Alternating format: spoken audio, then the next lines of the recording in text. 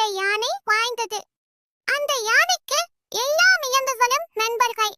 அது எப்போதும் மற்றவர்களுக்கு உதவி செய்து கொண்டே இருக்கும். ஒரு நாள் ஒரு சின்ன பறவை புயலில் சிக்கிக் கொண்டது. அதன் கூடு கீழே விழுந்துவிட்டது. பறவை மிகவும் சோகமாக அழுதது.